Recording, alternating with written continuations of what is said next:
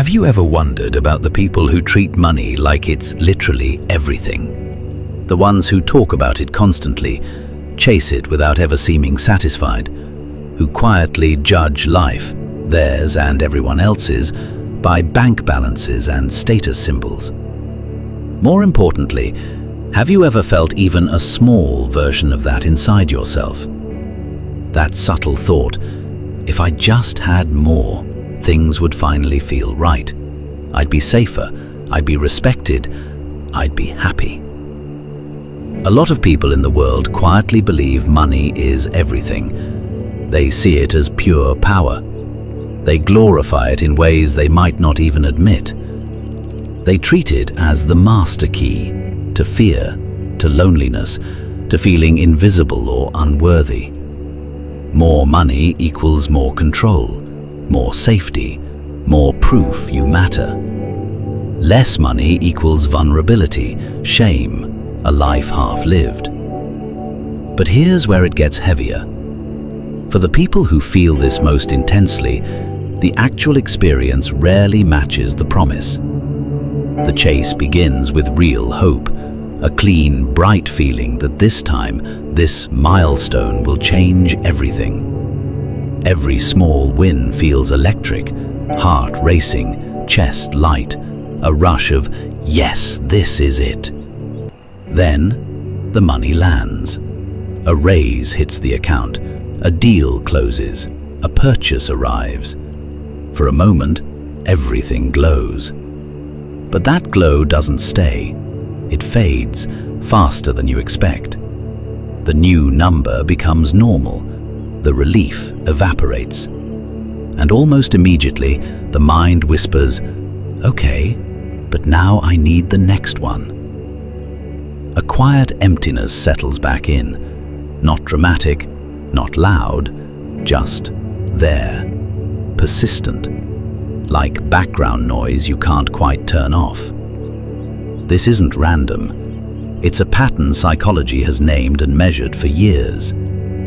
Deep inside, many carry what researchers call money worship beliefs. Unconscious rules that say more money really will fix life's biggest problems, unlock real happiness, make you whole. Brad Clonce's studies, using detailed questionnaires answered by thousands, show how powerful this is. People who strongly believe these things are convinced their entire existence would improve with greater wealth. Yet they almost always feel they're still short of enough. That single contradiction creates an invisible pressure inside you. You feel motivated, even inspired while pursuing. But underneath runs a low, steady current of restlessness. You can't fully exhale. Celebrations feel short. Relaxation feels fragile.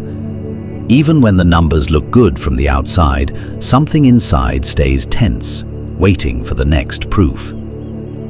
Tim Kasser's long-running research adds another layer that hits close to home. When money, possessions, and status sit at the top of your priorities, pushing relationships, self-growth, or simple presence lower, your emotional world slowly shifts.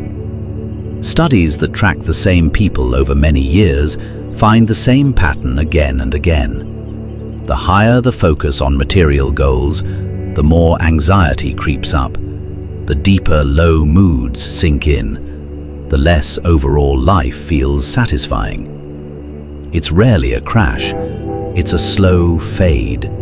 Fewer genuine laughs, less energy for people you care about, a growing sense that no matter what you achieve, something important is still missing. You might already know this feeling without the name. That vague dissatisfaction after a win. The way success looks perfect in photos, but inside still feels incomplete.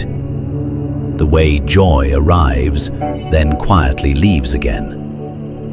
One of the biggest reasons the cycle refuses to break is hedonic adaptation. Your brain's built-in habit of treating good things as the new normal almost instantly.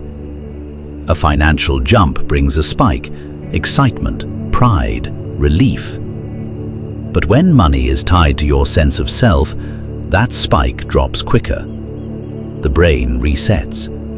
The new level becomes baseline. Emptiness returns, sometimes sharper, because now the bar is higher.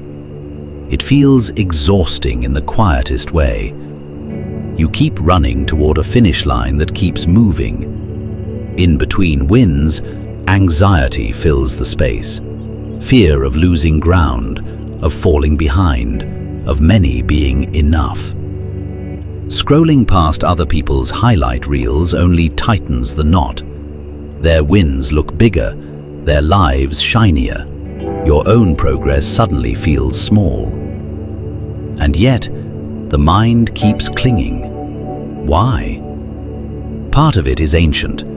We evolved to chase resources, food, shelter, status, because not chasing meant not surviving. In a world that still feels unpredictable, money feels like the strongest shield against chaos, rejection, or disappearing.